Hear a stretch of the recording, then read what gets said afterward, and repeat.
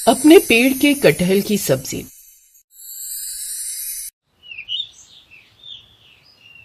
अरे वो देखो, उस आंगन में लगे पेड़ को देखो, कितने बड़े और अच्छे कटहल लगे हुए हैं। और एक अपने आंगन का पेड़ है, उसके कटहल अभी कितने छोटे हैं। ठीक कह रही हो दीदी, ये तो दिखने में इतने अच्छे लग रहे हैं, तो खाने में कितने टेस्टी होंगे ये सोचो। मैं तो कहती हूँ आज रात हाथ साफ कर ही डालते हैं। अरे नको नको, ये सब सोचना भी मत। आप नहीं जानती भाभी, ये पेड़ जिस काकी के आंगन में है ना, वो बड़ी तेज तर्रार है, और अगर गलती से भी तुमने एक भी कटहल ले लिया ना तो हंगामा कर देगी। अरे ननद जी, तुम भी ना कितनी डरपोक हो, ऐसा कुछ नहीं होगा। तो क्या बोलती है माई, आज रात ही कटहल कांड कर डाले। अरे नेकी और पूछ पूछ, मुझे तो अभी से फ्राई कटहल की सब्जी, लस्सी और बाजरे की रोटी के सपने आने लगे। मुझे भी एक बार गांव आए थे तब खाए थे, क्या मजेदार स्वाद आता है उसका। तो फिर तो आज रात को ही बिरजू काकी के कटहल की चोरी होगी। एक रोज। अरे वाह, इस बार तो कटहल खूब फले हैं। हाय, नजर ना लगे इन्हें किसी की, मैं अभी पेड़ पर काला टीका लगा देती हूँ। लेकिन इधर शहर से आई दोनों भाभियों के दिमाग में तो कुछ और ही चल रहा था। जेठानी जी, मुझे खबर लगी है कि बिरजू काकी रात को जल्दी सो जाती हैं, तो आज रात को जैसे ही वो सो जाएंगी, उसके कुछ देर बाद हम अपने काम को अंजाम दे देंगे। ठीक है, अब तो हम कल सुबह खाएंगे फ्राई मसालेदार कटहल। फिर उसी रात बिरजू काकी के सोते ही निधि और माही आधी रात को चुपचाप उस पेड़ के पास जाती हैं और पेड़ से 2 कटहल तोड़ लाती हैं। फिर अगली सुबह, निधि भाभी, मैं तब तक मसालेदार कटहल बनाती हूँ, आप इतने में प्रीति के साथ जाकर गांव से किसी से छाछ ले आओ। कटहल की सब्जी की महक कुछ ही देर में बिरजू काकी के घर तक भी पहुंच जाती है। वाह भाई वाह, मौज कर दी। ये तो कितनी अच्छी सब्जी की महक आ रही है, ऐसा लागत है कौनो कटहल बनावत है। बिल्कुल हमरे पेड़ के कटहल जैसन खुशबू है, मजेदार। अरे मोरी मैया, हमरो मती मारी गई है, हमरे दिमाग से ये बात कैसे निकल गई। मैं तो अपने बच्चों मतलब कटहल के पेड़ को आज पानी देना ही भूल गई। घनी गर्मी पड़े है बाहर, तो बेचारी गर्मी के बारे बिना पानी के छटपटा ना गए हो। बिरजू काकी बाहर पेड़ को पानी देने जाती हैं, तभी उनकी नजर कटहल के पेड़ पर जाती है, साथ ही आंगन में पड़ी चप्पलों के निशान पर भी जाती है। जिसके बाद वो अपने कटहलों को गिनने लगती है, तो पेड़ पर लगे कटहल में से 2 गायब थे, जिसे देख वो जोर जोर से बोलने लगती हैं। हाय मोरी मैया, ये का हो गए हो, मैं तो लुट गई, बर्बाद हो गई। हमरे बच्चे, हाय राम, मेरे 2 सबसे बड़े कटहल कौन चुरा ले गया। बिरजू काकी की आवाज सुनकर सब गांव वाले इकट्ठे हो जाते हैं। क्या हुआ काकी, सब ठीक तो है? कुछ ठीक ना है, देखो हमरे पेड़ से 2 कटहल चोरी हो गवा, ना जाने कौन कमबख्त चुरा ले गया। मैं तो कहूँ कि कीड़े पड़े हो के पूरे खानदान के सर पर जुए पड़ जावे, और खाने बैठे तो दांत गिर जावे, और सुबह सुबह जब खेतों में शौच के लिए जाए ना तो। अरे बस बस काकी, क्यों खामखा किसी को इतना कोस रही हो, मतलब भगवान है ना, वो सब देख रहे हैं। चुप कर, भगवान जब सजा देवे है तब देवे है, लेकिन फिलहाल तो मैं थाने जाकर उस चोर के खिलाफ रपट लिखवाऊंगी, वो कमबख्त को जेल में सड़ने भेजूंगी। ये कहकर बिरजू काकी थाने की तरफ जाने लगती है कि तभी उनकी नजर माही और निधि के घर के बाहर पड़े कटहल के छिलकों पर जाती है। ओ तेरी भैंस की आंख, इन कटहल के छिलकों का ही रंग तो बिल्कुल वैसा ही होवे जैसा हमरे अंगनवा के कटहल का होवे, और चप्पल के निशान वो भी कौनो शहरी चप्पलवा के लागत है। हमरे गांव में तो हवाई चप्पल भी नसीब हो जाए तो हवा में उड़ने लगत है। हो ना हो, ई काम जरूर सरला की उस शहर से आई दुनू शहरी तितली बहुओं का है। आज कैसे आना हुआ काकी थाने में? आज कौन तुम्हारे आंगन की मिट्टी चुरा ले गया? मिट्टी नहीं, हमरे बच्चे चुरा ले गया, वो भी 2। क्या? लेकिन जहाँ तक हमें पता है आपका तो इस दुनिया में कोई नहीं है। अरे मुए, मैं अपने आंगन में लगे कटहल की बात करे हूँ। कौन नास पिटा हमरे कटहल चुरा ले गवा। हमको शक है काम न जरूर उस शहरी तितलियन का है जो शहर से आई है। हमें कटहल के छिलके और चप्पल के निशान देखे हैं। काकी, लेकिन कटहल के छिलके से कैसे पता चलेगा? क्योंकि वही कलर मेरे आंगन में लगे कटहल का भी है। अच्छा ठीक है, हमने रिपोर्ट लिख ली, आप फिलहाल घर जाइए। बिरजू काकी अपने घर चली जाती है, लेकिन उस दिन के बाद से वो हाथ धोकर उन दोनों के पीछे पड़ जाती है। ऐसे एक दिन गांव में मुखिया के घर पर भंडारा था। सभी गांव वाले भी उसमें आमंत्रित थे। बिरजू काकी भी 2-3 बर्तन लेकर वहां पहुंच जाती है। फिर उसके बाद, अभी बर्तन को भी अच्छे से भर दे, रात को भी जम खाऊंगी। तभी वहां पर माही और निधि भी आ जाती हैं, जिन्हें देखकर बिरजू काकी कहती हैं, लो आ गई दोनों चोरनियां। अच्छे से जानत हूँ तुम दोनों ने मेरे बच्चों को काट कर खाया है। क्या बच्चों को काट कर खाया है? और नहीं तो क्या, वो दोनों कटहल मेरे लिए बच्चे जैसे थे, हमको जान से भी प्यारे थे। इतने इतने से जब उन्हें पानी दे देकर बड़ा किया था, लेकिन तुम दोनों की दोनों डायन उन्हें पल भर में ही चबा गई। ये आप कैसी बातें कर रही हैं काकी? हमने कोई चोरी नहीं की। झूठ मत बोलो, चप्पल के निशान हमने अपनी आंखों से आंगन में देखे हैं। सबूत के लिए हमने उसका फोटो भी अपने मोबाइल में ले लिया है। ये कहकर वो अपनी जेब से एंड्रॉइड फोन निकालती हैं। बिरजू काकी की जेब में एंड्रॉइड फोन, ये इसे चलाना जानती हैं? बहुत अच्छे से। चुपड़ी तितलियों, तुमको पता है हमारे इंस्टाग्राम पर 50,000 फॉलोवर्स हैं। क्या 50,000? हाँ, और ये रही कटहल के छिलकों की फोटो जो तुम्हारे घर के बाहर से मिले हैं और जो बिल्कुल मेरे कटहल के छिलकों से मैच करे हैं। चोरनियों, तुम्हें शर्म ना आई इस बुढ़िया के कटहल चुराते हुए? बेशरम कहीं की, मेरे बच्चों को मारकर खाने वाली डायन। सब गांव वाले उन दोनों को घूर घूर कर देख रहे थे और शर्म के मारे अब उन दोनों की आंखें झुक जाती हैं और वो बिरजू काकी से माफी मांगती हैं। हमें माफ कर दीजिए काकी, लेकिन उस रोज आपके आंगन में लगे कटहल को देखकर हम खुद को रोक ही नहीं पाए। दरअसल हम दोनों को ही कटहल बड़े पसंद है, लेकिन शहर में टीके से पकी हुई सब्जियां और कटहल में वो स्वाद नहीं होता। अब बच्चों की छुट्टियां पड़ी थी तो कुछ दिन के लिए हम गांव आए थे, लेकिन अपने गांव के आंगन में लगे कटहल अभी छोटे छोटे थे। फिर आपके आंगन में लगे कटहल को देख हम खुद को रोक नहीं पाए और हमने आपके कटहल की चोरी करके उसे पकाकर खा लिया।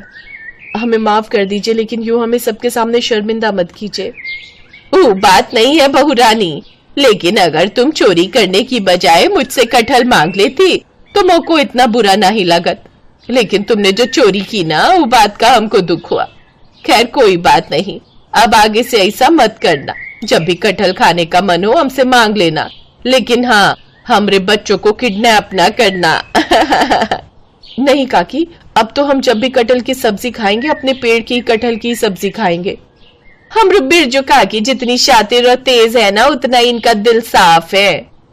अब बिरजू काकी उनके खिलाफ लिखवाई गई रिपोर्ट भी वापस ले लेती है और साथ ही उन दोनों को माफ भी कर देती है।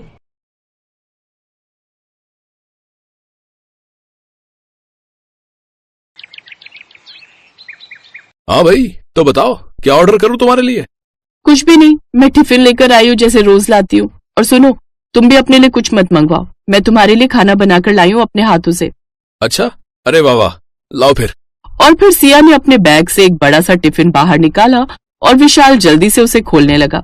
सिया, ये क्या बनाया तुमने? ये पालक का सूप है और ये लौकी की सब्जी, बिल्कुल कम मसाले में बनी हुई। ये खीरे का रायता और इन सबके साथ खाने के लिए ये मल्टीग्रेन आटे की रोटियां।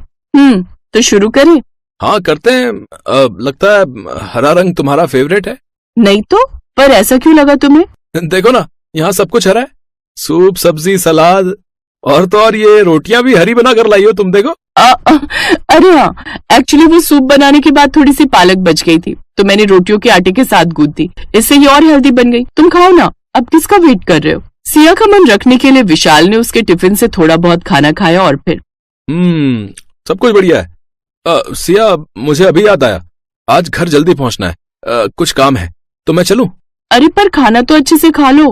हाँ, मैंने खा लिया, अच्छे से खाया, सच में। अभी लेट हो रहा है, सॉरी। हाँ कोई बात नहीं, तुम चलो, मैं तुमसे कल मिलती हूँ, बाय।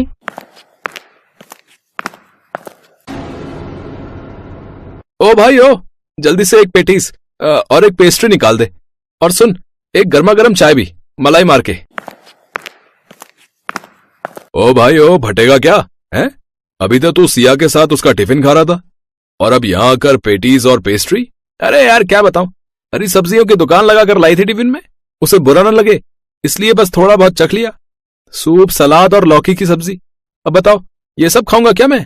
पर एक बात बता यार, जब अभी ये हाल है तो बाद में क्या करेगा तू? मतलब कि शादी के बाद तो तुझे यही सब खाना पड़ेगा ना।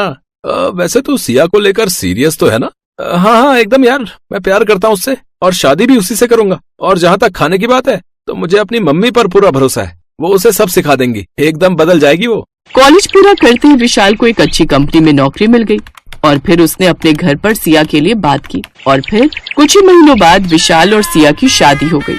और इसी के साथ कहानी में असली मोड़ अब आने वाला था। हाँ तो बहू, आज खाने पर मेरी कुछ सहेलियां आ रही हैं, तो मटर पनीर, दाल मखनी और कटहल की सब्जी बना लेना, साथ में बढ़िया छौंक वाला रायता, पूरियां और पापड़ तो तब के तभी बनाना, और पुलाव तो बनेगा ही, ठीक है? और हाँ, मीठे में चावल की खीर अभी बनाकर रख लो, फ्रिज की ठंडी खीर बढ़िया लगेगी एकदम। जी मम्मी जी। घबरा गई क्या बहू रानी? फिक्र मत करो, रसोई में तुम्हें अकेले नहीं झोंकूंगी, दोनों मिलकर सब बना लेंगे, ठीक है? नहीं मम्मी जी, आप आराम कीजिए, मैं सब कर लूंगी। सच में? तुम कर लोगी सब अकेले? जी मम्मी जी, वैसे भी रसोई में मेरा बड़ा मन लगता है। अच्छा चलो, ये तो बहुत अच्छी बात है। फिर मैं ऐसा करती हूँ, आज मंदिर हो आती हूँ। इतनी अच्छी बहू दी है भगवान ने मुझे, तो प्रसाद तो चढ़ाना ही चाहिए ना। अपनी सास की बात सुनकर सिया मुस्कुरा दी और फिर रसोई के अंदर चली गई। करीब 3 घंटों तक सिया रसोई में अकेले ही लगी रही और फिर खाने की मेज पर, अब तुम लोगों को क्या कहूँ मैं, अगर चिराग लेकर भी ढूंढती ना तो भी ऐसी बहू नहीं मिलती। आज का सारा खाना खुद अकेले बनाया है, मुझे तो साफ कह दिया कि मम्मी जी आप जाकर आराम करो। अब बताओ, इस कलयुग में मिलेगी कहीं ऐसी संस्कारी बहू? अरे वाह कावेरी, नसीब हो तो तुम्हारे जैसा, पर बहू है कहाँ, जरा हमें भी तो मिलवाओ उससे। हाँ हाँ, मैं अभी बुलाती हूँ। अब बहू, सिया बेटा, मैं कुछ मदद करूँ क्या? नहीं मम्मी जी, सब हो गया, मैं बस आ ही रही थी। ये कहते हुए सिया ने डाइनिंग टेबल पर एक बड़ा सा बर्तन रख दिया, जिसे देखकर सामने बैठी कावेरी की सहेली ने कहा, बस खाने में यही है क्या? नहीं नहीं आंटी जी, ये तो स्टार्टर है, मैंने पालक का गर्मा गर्म सूप बनाया है आप सबके लिए। ये कहकर सिया ने सबके सामने पालक का सूप परोसा, जिसे देखकर उसकी सास कावेरी की भौहें तन गई, लेकिन बाकी मेहमानों को बड़े चाव से सूप पीता देख वो चुप रही। सूप तो बढ़िया है। हाँ हाँ, अब बाकी का खाना भी ले आओ, अब इस सूप से थोड़ी पेट भरेगा सबका। जी मम्मी जी, बस अभी लेकर आई। सिया फौरन रसोई में गई और कुछ और बर्तन साथ लेकर लौटी। उसने जैसे खाने के बर्तन खोले तो खाना देखकर कावेरी ने सिया से कहा, बहू ये क्या बनाया है? गर्मा गर्म इडली सांभर है, ताजे नारियल की चटनी के साथ। ये तो मैं पहली बार खाऊंगी। अब ये है ना सांभर? अरे लगता है घर की सारी सब्जियां उठाकर डाल दी इसमें तो तुमने। जी, और इसीलिए तो ये डिश इतनी हेल्दी है, लेस ऑयल बट न्यूट्रिशन से भरपूर, और इसके साथ हरी चटनी और ताजा सलाद भी है। सिया खाना परोसते हुए बहुत खुश थी, लेकिन सामने बैठी कावेरी का खून जल रहा था। सिया ने उसकी बताई एक भी डिश नहीं बनाई थी, लेकिन मेहमानों के सामने वो सिया से कुछ नहीं कह पा रही थी। फिर कुछ देर बाद, अब बहू जाओ, अब जाकर फ्रिज से सबके लिए खीर लेकर आ जाओ। जी मम्मी जी, बस अभी लाई। चलो शुक्र है कुछ तो बनाया है इसने ढंग का। सिया ने कुछ ही देर में सबके सामने खीर की कटोरियां लाकर रख दी, लेकिन उस खीर को देखते ही इस बार कावेरी के सब्र का बांध टूट गया। उसने गुस्से से सिया की ओर देखा और बोली, ये क्या किया बहू? खीर हरी कैसे हो गई? क्योंकि ये लौकी की खीर है मम्मी जी, और मैंने इसे नारियल के दूध में बनाया है, और उससे भी खास बात यह है कि मैंने इसमें चीनी की जगह ताजे खजूर पीस कर डाले हैं। बहू जरा 1 मिनट रसोई में चलो, अब कुछ काम है तुमसे। ये कहकर कावेरी रसोई की तरफ बढ़ गई और उसके पीछे पीछे सिया भी, और फिर रसोई में। ये क्या किया बहू? मेहमानों के सामने नाक कटा कर रख दी हमारी। ये जो तुमने बनाया है ये कोई खाना है? अरे अगर तुमसे नहीं हो रहा था तो मुझे कह देती, मैं सब कर लेती ना, या फिर बाहर से मंगवा लेती खाना। अब बताओ, वैसे ही इन औरतों की 4 गज लंबी जुबान है, और इस सब के बाद तो ये सब की सब सुना सुना कर जान ही ले लेंगी मेरी। कावेरी सिया को सुनाई जा रही थी और सिया चुपचाप सिर झुकाए सब सुन रही थी। तभी डाइनिंग हॉल से आवाज आई, कावेरी अब आ भी जाओ भाई। हाँ बस आ गई। कावेरी ने गुस्से से सिया को घूरा और फिर पैर पटकते हुए रसोई से बाहर चली आई। अब आज के लिए सॉरी, वो क्या है ना, बहू को आइडिया नहीं है कुछ रसोई का, और मेहमानदारी का सुनकर शायद घबरा गई बेचारी। और लेकिन अगली बार क्या बोल रही हो कावेरी? अरे तुम्हारी बहू तो लाखों नहीं बल्कि करोड़ों में एक है। कसम से यहाँ आने से पहले मैं इतना घबरा रही थी कि आज फिर हैवी खाना हो जाएगा और मेरा शुगर लेवल फिर से बढ़ जाएगा, लेकिन सच में तुम्हारी बहू ने स्वाद और सेहत से भरा ऐसा खाना खिलाया कि मजा ही आ गया। बिल्कुल सही कहा। तुम सिया को कहना कि टाइम निकाल कर जरा मेरी बहू को भी कुछ सिखा दे। कावेरी, ओ कावेरी, कहाँ खो गई? क्या? हाँ, सच में तुम लोगों को आज का खाना इतना पसंद आया क्या? अरे पसंद नहीं, बहुत पसंद आया। सच कावेरी, भाग खुल गए तुम्हारी सिया जैसी गुणी बहू पाकर। चलो अब हम चलते हैं, बाय। अपनी सहेलियों की बातें सुनकर कावेरी हैरान रह गई। इसके बाद से रसोई की पूरी जिम्मेदारी कावेरी ने सिया को सौंप दी और इस तरह सिया ने अपने पक्के इरादे से न सिर्फ अपने ससुराल वालों की सोच को बदला, बल्कि अपने ससुराल की तेल मसाले से भरी अनहेल्दी रसोई को हरी भरी सब्जियों वाली हेल्दी रसोई में बदल दिया।